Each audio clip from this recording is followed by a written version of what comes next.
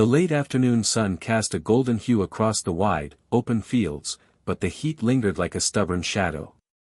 A sleek black SUV stood awkwardly on the side of a narrow country road, its hood propped open, steam hissing from beneath.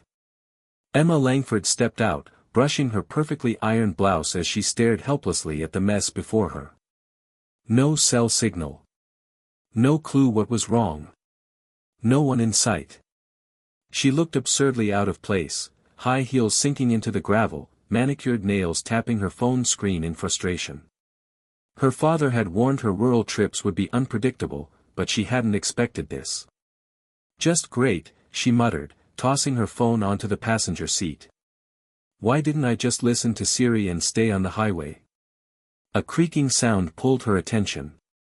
Across the field, atop a rusted old tractor, sat a man, broad-shouldered, in faded jeans and a sweat-stained flannel. He squinted in her direction, then climbed down, wiping his hands on a rag. Moments later, he approached with cautious friendliness. "Afternoon, miss. Trouble with the engine?" Emma straightened. "I think it's the battery. It just died." He nodded, taking in her city attire, the luxury car, the helpless expression. "Well, you're a long way from a mechanic. But I got some cables in my truck, might get you going." Before she could answer, he turned and walked back toward his beat-up pickup parked at the edge of the field. She watched him, unsure. This man was a stranger. Covered in dirt. Probably poor. And yet, something about him felt safe. He returned a minute later, carrying jumper cables like a lifeline. "Pop the hood," he said kindly. Emma obeyed. Within minutes, he had the cables connected. "All right, try it now." She turned the key, and the engine sputtered to life. Relief spread across her face like sunrise. "I don't know how to thank you," she said, stepping out. The man offered a tired but sincere smile. "You just did. Ain't every day a stranger says thank you anymore." She held out her hand. "I'm Emma." He shook it gently. "Thomas. Thomas Clark." Neither of them realized that this small act of kindness, this chance meeting on a dusty road, was about to change both their lives. The engine now softly humming, Emma leaned against the hood of her SUV, her arms folded, watching Thomas coil up the jumper cables with methodical care. The silence between them was comfortable, broken only by the chirping of cicadas and the occasional rustle of wine through the tall grass. Thomas glanced at her shoes, sleek, black heels, now speckled with dust. "Those aren't made for these roads." Emma laughed, shaking her head. "They're not. Neither am I, apparently." He gave a light chuckle, then climbed onto the edge of his old truck bed and patted the space beside him. "Sit. You'll be waiting a while if you're hoping to get a signal out here." Emma hesitated, then walked over and perched beside him, a bit awkwardly. From this angle, she could see the expanse of farmland stretching out for miles. Rows of crops, slightly wilted from the sun, and a red barn in the distance. Everything was weathered but honest. "You grew up here?" she asked. "Right on that patch of land over there," Thomas said, nodding toward the barn.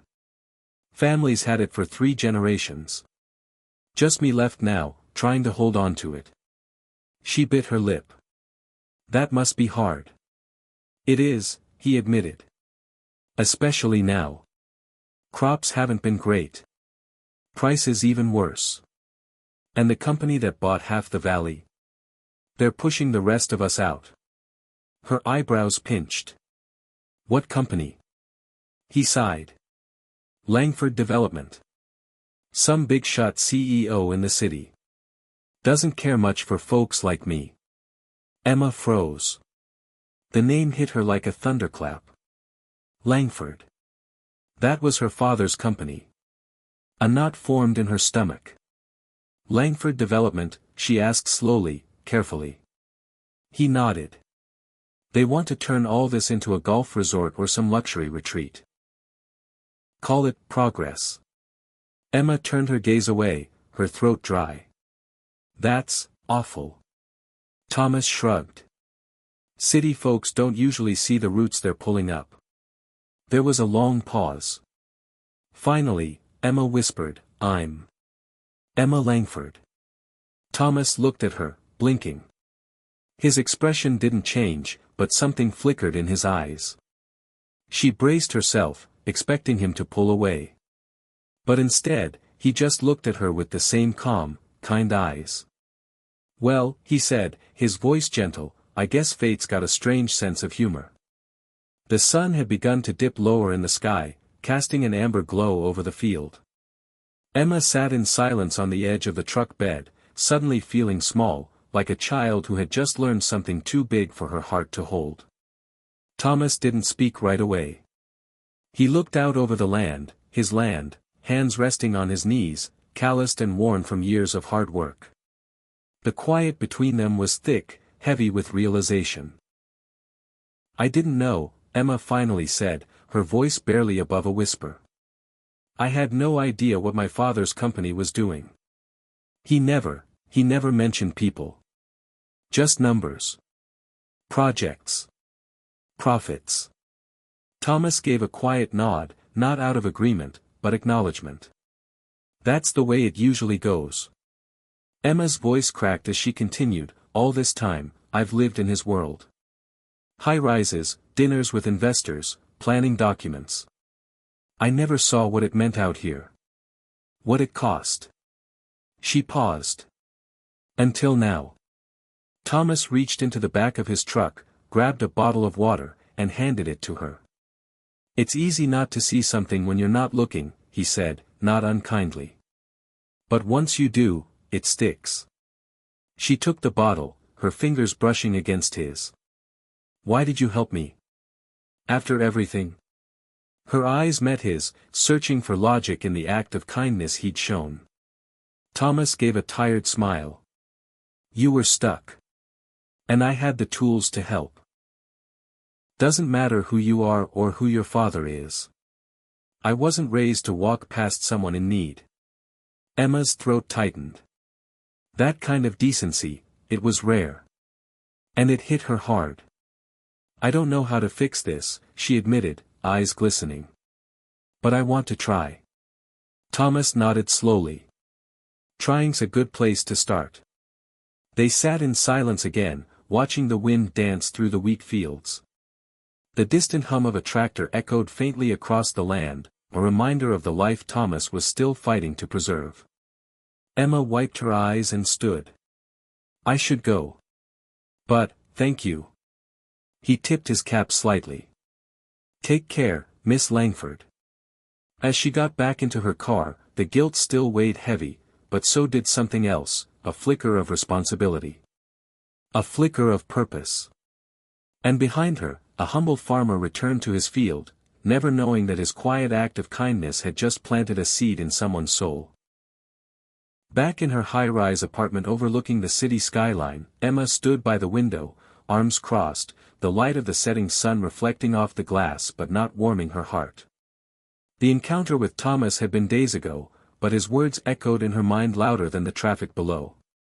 Doesn't matter who you are or who your father is. She had replayed the moment 100 times. The kindness in his voice. The tired strength in his eyes.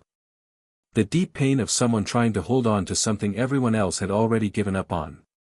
And now, with the contract in her hand, Langford Development's final acquisition plans for the valley, her conscience screamed louder than her training. Her father's signature was at the bottom. And the eviction notices were already prepared. She walked into the dining room where her father sat, browsing through documents on his tablet while sipping scotch. His world was all clean lines, glass, leather, and silence. Dad, she said, trying to sound calm. We need to talk. William Langford looked up, surprised. Emma? Everything all right with the site visit? I met a man. Thomas Clark. His farm is on that land. She placed the contract gently on the table. He helped me when I broke down. And now I know what we're doing, what this project really means. Her father's face tightened. Emma, you know better than to get emotionally involved in business. We've been over this. This isn't just business, she pushed, her voice firm but trembling. These are people. Families. Generations of work. You can't just erase that with a development plan. He leaned back. It's legal. And it's profitable. But is it right? The room went still. She took a breath, softening. He could have left me on that road. He had every reason to. But he didn't. He helped me, knowing exactly who I was. Her father looked at her for a long moment, something flickering in his expression, curiosity, maybe even guilt. You've changed, he said finally. Emma nodded. Maybe I have. But I won't be part of this unless we change course. I want you to stop the evictions. Renegotiate. Give them a fair shot. William exhaled, looking away. I'll draft a proposal, he said after a long pause. No promises, but I'll look at it. Emma let out the breath she'd been holding. It wasn't everything. But it was something. For the first time, she realized that real change doesn't come from shouting, but from planting truth in the hearts of those willing to listen. The morning sun peeked over the hills, casting a soft golden hue across Thomas's modest farmhouse. The dew still clung to the blades of grass, and the scent of freshly turned earth lingered in the air. It was another day, like any other, or so he thought. Thomas stepped onto his porch with a mug of black coffee in one hand and a weary sigh in his chest. Bills were piling up. His tractor needed repairs. And the future of his farm still felt uncertain.